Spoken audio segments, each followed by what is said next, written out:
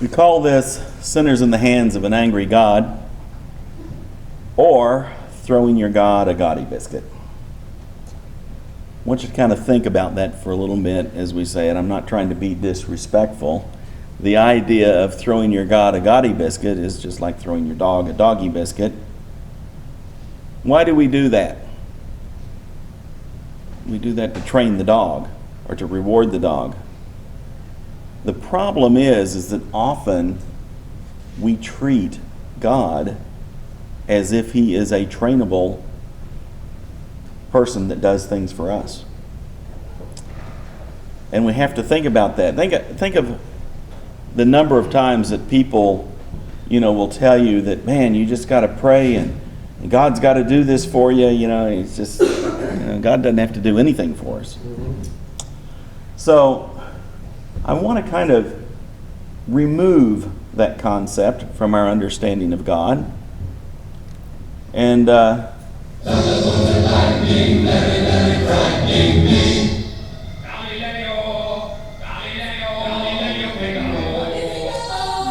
somebody's been playing with the slides again, I guess. I don't know. Anyway, Jonathan Edwards wrote the things, Sinners in the Hands of an Angry God. It actually changed America. It made them go out and fight for freedom.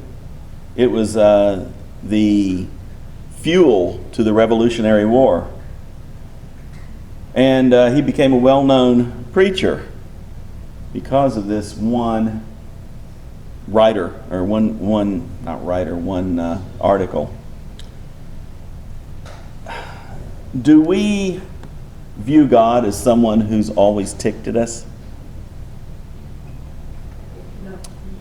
The concept that's being given here is that we have an angry God.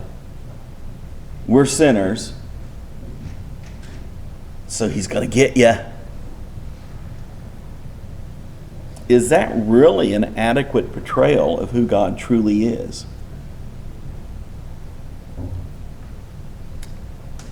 Appeasement of an angry God is a pagan view of God.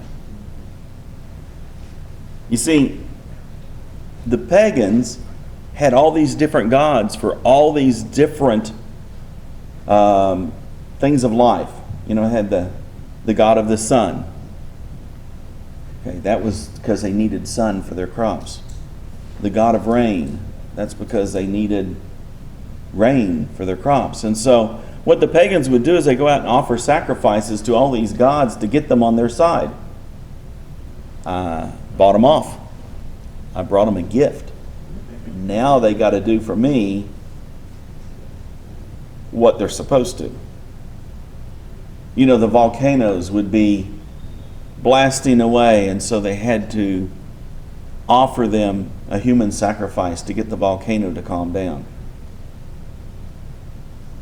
You ever wonder what happens when the volcano doesn't calm down? Anyway? Okay, see, they thought that they controlled the gods. If we have that view of God, we really have another thing coming. He is not an angry God sitting there waiting to destroy us. And that we can go give him a doggy biscuit and he'll feel better. What can you give the creator of the universe to appease his anger? Okay, now we've got a God who made everything. What does he need? Doesn't need anything. He's totally self-sufficient. Can his affection be bought with trinkets or trivial offerings? I mean, why in the world does he want us to offer him a goat? Does he need this goat? He created this goat. Does he want you to just go kill this goat? Is that the intent of God? You see, this thinking causes us great problems. But the thing is that we have all these sacrifices. What on earth is going on with these sacrifices? supposed to be the same God that we worship today. We don't have sacrifices today. Are we in trouble because we don't have sacrifices today? Did he have to have that to appease him? Are we trying to substitute something for those sacrifices so that we appease God? You'll hear sermons on the fact that, well, we do this instead. If you study Judaism, they don't do the sacrifices anymore, so they wear a kippah. Nice trade, huh? Saved you all kinds of money. You can get a kippah for $3. People will give you goats. Now, sheep you usually have to pay for, but people will give you goats. Just walk around. But anyway, this is the concept of buying off God, of bribing him.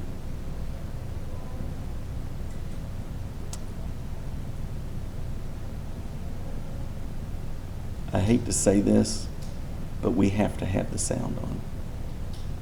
Did it work last time? The thunderbolts and lightning? It did anyway, didn't it? Wonder why. This is going to be a large cut. Yeah, I don't know why either, but it worked. Okay. All right. Okay, I'm sorry. Wait, why don't we have this break and we know we're good? Okay. If Frank asks a question, and it's a yes or no type of thing, feel free to say yes or no. Interaction is okay from that part. What we don't want, at least on the film, is a long drawn out question and answer thing where we can't put you on the film and even hear your question. He then ends up answering a question that we didn't hear in the film, and then the context is lost. So that's what we're trying to avoid. But if he says, is God trying to do this? If you know the answer is no, say no, it's okay. You can even disagree. It's okay. Give it a shot. If not, I'll turn it back on. Okay. To what purpose is the multitude of your sacrifices to me, says the Lord? I have had enough of burnt offerings of rams and the fat of fed cattle. I do not delight in the blood of bulls or of lambs or goats. When you come to appear before me, who has required this from your hand to trample my courts?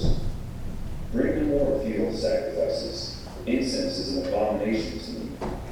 The new moons and the Sabbaths and the calling of assemblies I cannot endure, iniquity in sacred meeting. Your new moons and your appointed feasts my soul hates. They are a trouble to me. I am weary of bearing them. Notice that it says that God's tired of all these sacrifices. Okay. What about this? For what purpose to me comes frankincense from Sheba and sweet cane from a far country? Your burnt offerings are not acceptable, nor your sacrifices sweet to me. How do you resolve these passages in Torah? One commanding practices, one commanding that you do something, and another one telling you that they're disgusting and foul.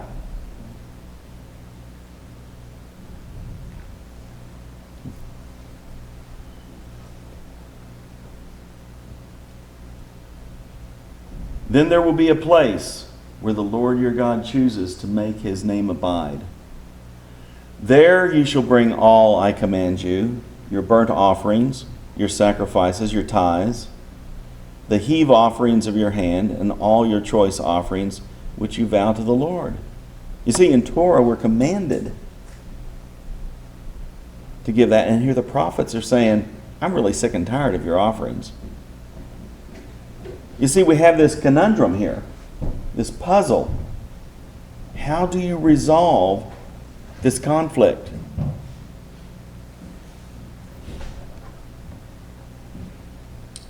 And it came to pass, when the sun went down and it was dark, that behold, there appeared a smoking oven and a burning torch that passed between those pieces. On the same day the Lord made a covenant with Abram, saying, to your descendants I have given this land, from the river of Egypt to the great river, the river Euphrates. Okay, pass between the pieces. What pieces? He was passing between the pieces of animals, wasn't he? Why was he doing that?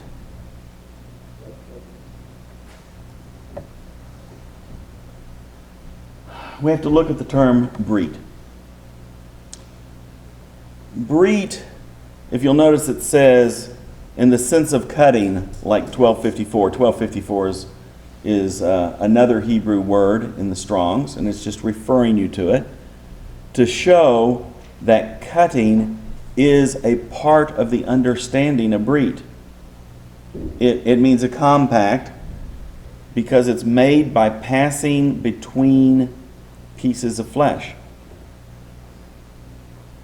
You see, a covenant was usually made, there was usually even a covenant meal, where the two parties would sacrifice an animal. Then they would go between the two pieces as one. And it was a symbolic act of saying we're coming together in this splitting of the animal. And so then they would sit down and eat the animal, usually. And this would have them both partaking of the one animal that they walked between. It was a Near East way of communicating this is solid. You know, today we have a contract. Today we'll write out the contract and it'll give the details of the contract. And when you give the details of the contract, then each side has things that they're supposed to do. You know, maybe it's like they're going to have the house roofed. One person needs a roof on his house. The other person needs to get money to be able to buy what he needs to do, and he needs work. So he agrees to put the roof on the house for a certain fee. Both gain something. One gains the fee, the other one gains the roof. So they both sign the contract. Then it's solid, right? You know, it's really not. The first thing that has to happen is there has to be an exchange of money, an exchange of goods. And this is equivalent, I mean, it's different, I'll admit, but it's equivalent to the same process that was going through in a brit, because they had to have an exchange. They had to offer the animal, and they both had to partake of it. Okay, so the person who's buying the roof puts down a down payment with the person who is doing the work, and he takes the money and buys the materials to do the work. So now the contract started.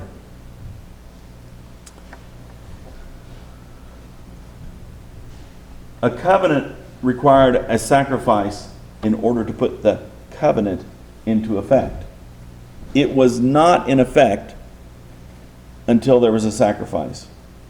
The contract is not in effect until you've signed it and put down the deposit.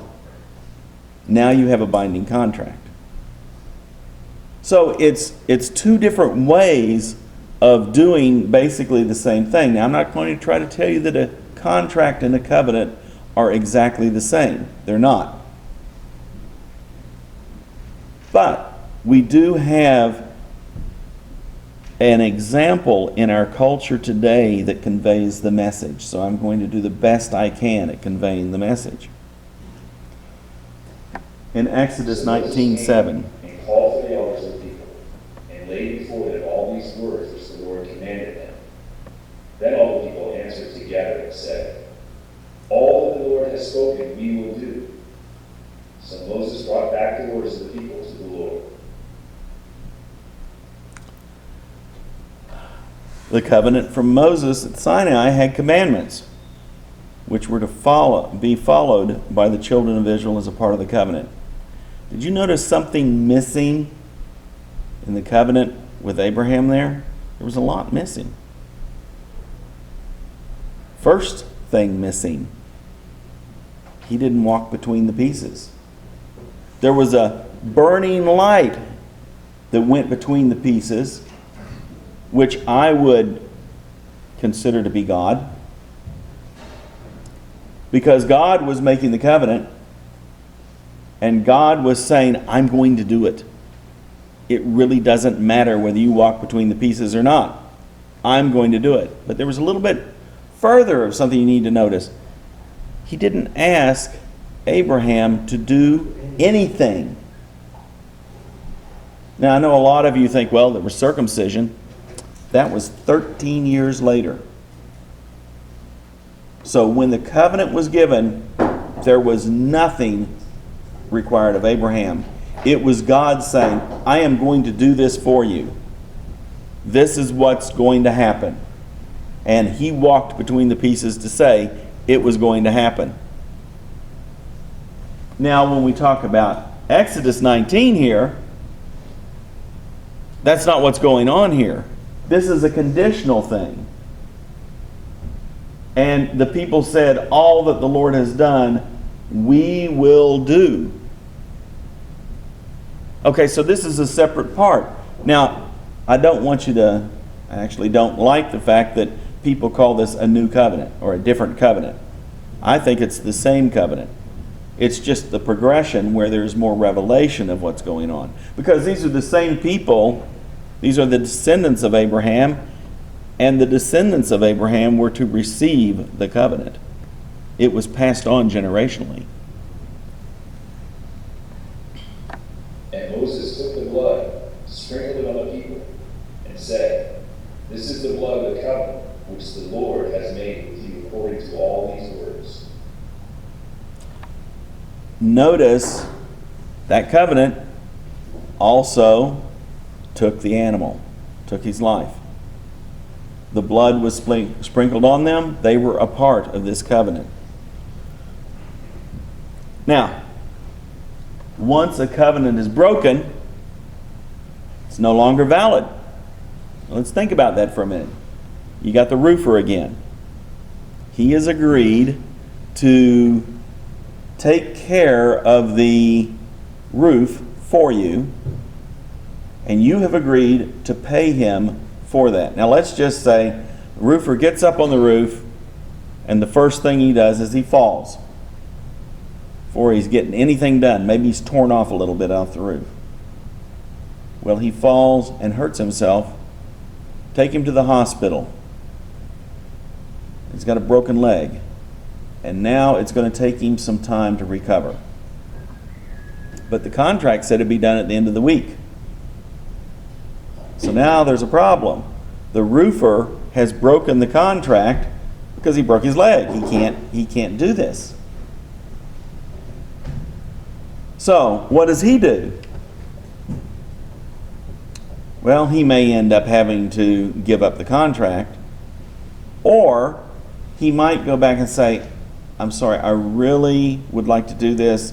It's my intent to finish this job. I just have these extenuating circumstances that keep me from doing this at the moment. Can we keep the contract valid after my leg heals, and then I go ahead and do your roof? Now, most people, if he'd already started on the roof, wouldn't be too agreeable to that. They could go get somebody else. But if you really felt bad about the fact he fell off your roof, thank God he was insured. It's not your fault. And you want to leave it for him to do it. He hadn't done enough to where it's, you can nail up a tarp and it'll work okay. You can offer him the contract back. Now, there's another thing though. You can even offer the contract back. Say, yeah, I'll let you do it, but now you need to do it for less because I had this inconvenience. You see, the contract can basically be renegotiated at that time. Okay.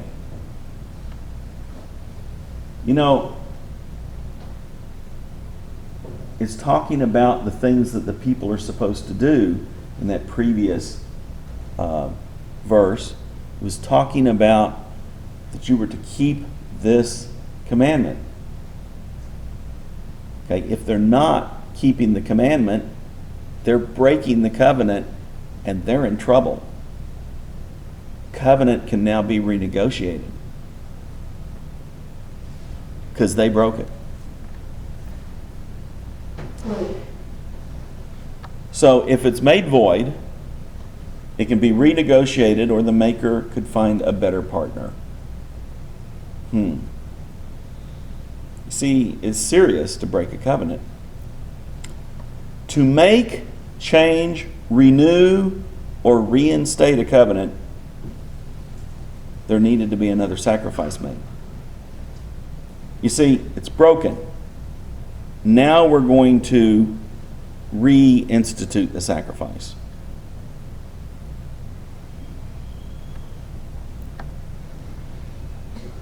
Covenants are not in effect unless there has been a covenant victim to put it in force, just as contracts are not valid unless they are signed. So, renegotiation, contract,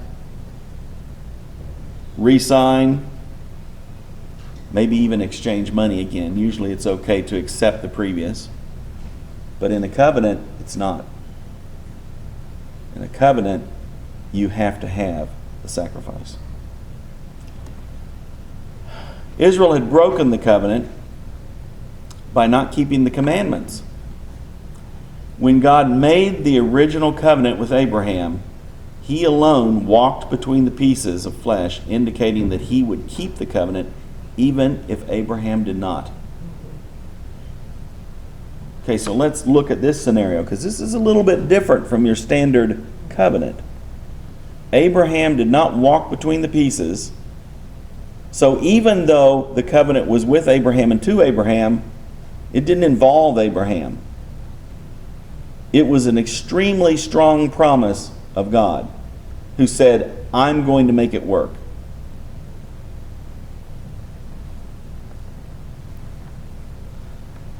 So there were no requirements put on Abraham. Therefore, Abraham can't break the covenant, can he? It's in God's hands.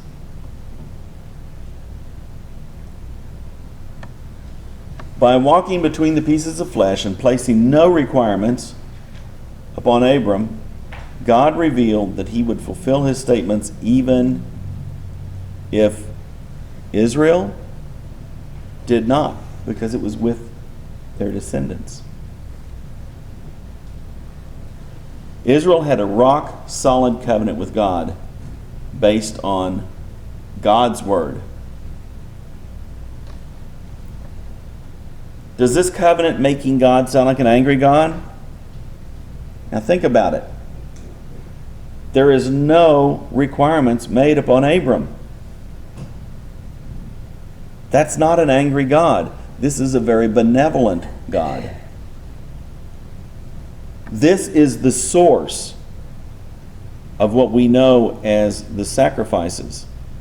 This is where the Levitical sacrifices had their origin. Now, we have sacrifices before this time, but these sacrifices can't be tied to an angry God, because the source right here of where they started, the covenant people, had no requirements put on them. And it's basically saying that if you don't do it, I'll take care of it.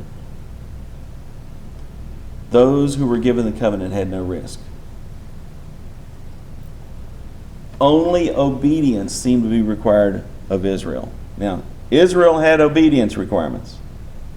Abram did not. So, what can you give the creator of the universe to benefit him? There is no way that you can benefit the creator of the universe. Now, I'm not saying that he doesn't enjoy your love, your adoration and praise, but does he really need that to exist? He has existed from eternity without that. He can do without us. It's the fact that he wants you is the reason you're here. because he doesn't want to do it without you. But you know, it's not just you. Everybody can say, well, you know, I'm really a great person. I can understand that. It's those pagan people over in India. God doesn't want them. No, God created them. He wants them. You're no different from them. You didn't get here by any different means. Now, you've been blessed because God put you in the place that you are so that you can learn what you need to learn. But he did that with them too. Too often we think special people means that we're the only ones God loves. That's a mistaken notion. He loves them no matter what their religion is, no matter what horrible things they do. They are still his people. Now, I'd love to get off on adoption here, but that's another hour talk. And I do have a booklet, if you all want to read the booklet on adoption, to let you know that adoption doesn't mean that there are some orphaned people and then there's some natural people. That's not what it's talking about.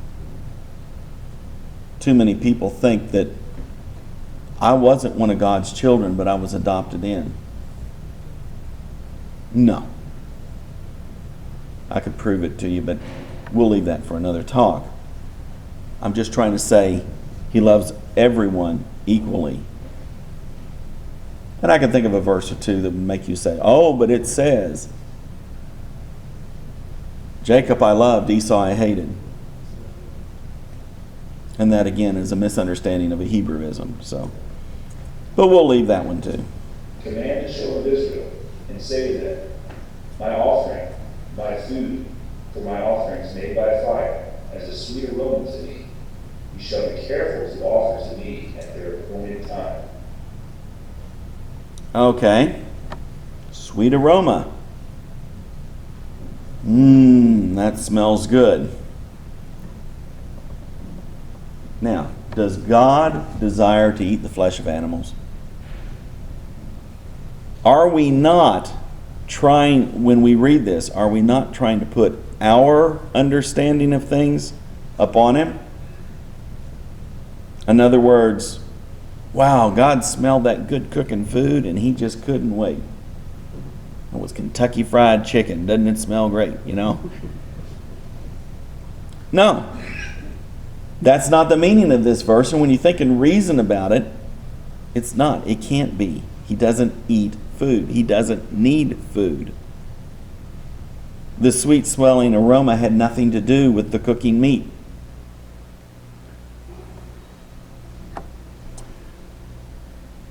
In fact, we could ask, does he even literally smell the cooking meat and to desire to taste it? Is that what he's talking about?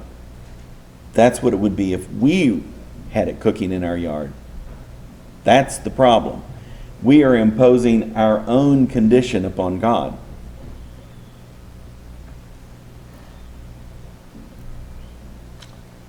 Is God a vampire God that must be appeased with large amounts of blood to satisfy his deviant cravings? Are we supposed to throw blood at him and then he feels better and he thinks that everything is okay now? You know, some of the things that we've said about these sacrifices portray them in this manner. And that's the problem. Because when you keep teaching over and over and over these concepts, then somebody out there who's just a regular old Joe, he's not interested in Christianity, and he hears you talk about him and define everything, and then he talks about, oh yeah, you worship the God that requires sacrifices. He just loves blood. That's kind of strange, isn't it? Okay, so maybe it's not as we thought. Maybe we need to reconsider. Do you think that God enjoys seeing the destruction of his animals? He created them. Oh, boy, they really got that one, didn't they? I just don't believe that that's true. In fact, you even find in Torah some admonitions to take care of your animals in a certain fashion. It's even considered murder in one place if you don't go through it correctly. So, maybe God's not demented. Maybe he's not somebody who has to have all this killing and blood and gore. But I'm kind of speaking against some of the things we just read in Torah. So, how do we resolve this conflict? I really like this story about the Epic of Gilgamesh. It is an ancient Babylonian, and actually it was kind of in the Akkadian culture before. But Utnapishtim was the equivalent to Noah. It's basically the same story. A few of the details are changed. But anyway, in this story, it's really interesting because Noah comes off the ark, or Utnapishtim comes off the ark, sorry. And he makes the sacrifice, just like it is in the Noah story. But there is a difference in the story about Utnapishtim and Noah. When you read about it in the Bible, the offering is to God, right? But when you read about it in the Epic of Gilgamesh, the offering is to the gods. And the funny thing is that in this story, the gods were just so excited for the offering to smell that coming up. And they swarmed around it like flies because the deluge had been so bad they were afraid it was going to wash them out of the heavens. What kind of God were they worshiping? You see, the perspective is different between these two stories. From Noah, the perspective is the one true God, the creator of the universe. And in that story, God knew everything that was going on. In that story, he was the one who brought the flood to purify the earth. He knew what he was doing. He was in control. Noah knew what he was doing. Noah had been warned in advance. Noah obeyed. In the Epic of Gilgamesh was told from the perspective of the fallen angels. The fallen angels who had no clue what God was doing, who had no clue why there was such a deluge. And so they were so glad to know they made it through, that they swarmed around the offerings because maybe they needed food. I don't know.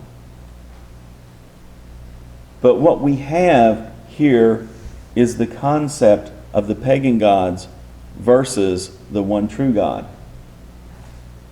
Certainly, if their understanding of the story was correct, I'm talking about the God or the gods, then if the understanding here is a presentation of what truly went on, if you'll notice, the gods had no clue. The one true God knew what was going on. Maybe the pagan view of sacrifices where, it was something just was so pleasing to those gods, is not the same thing as the biblical view of sacrifices. Now, we have a problem because in 70 AD the temple was destroyed. How long do you think it took Judaism and Christianity to regroup and figure out what those sacrifices were about? You see, when something's taken away and there's total pandemonium and destruction, it may go a generation or two before they even think about it. Hey, how do we deal with the sacrifices? Why do we have the sacrifices? What were they there for? And then they get redefined according to the culture they're in. They were in the Greek culture with a bunch of pagan gods, and they saw sacrifices every day. And what were they doing with those sacrifices? They're trying to get those gods on their side. They were trying to appease an angry God. So, when they started looking at the sacrifices and explaining them, suddenly it was being told in the context of their day rather than in the context of the days of the temple.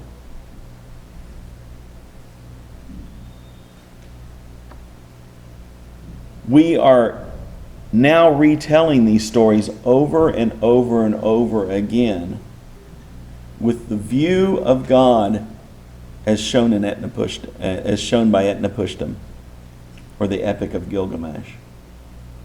We are talking about sacrifices like that. The gods needed those sacrifices.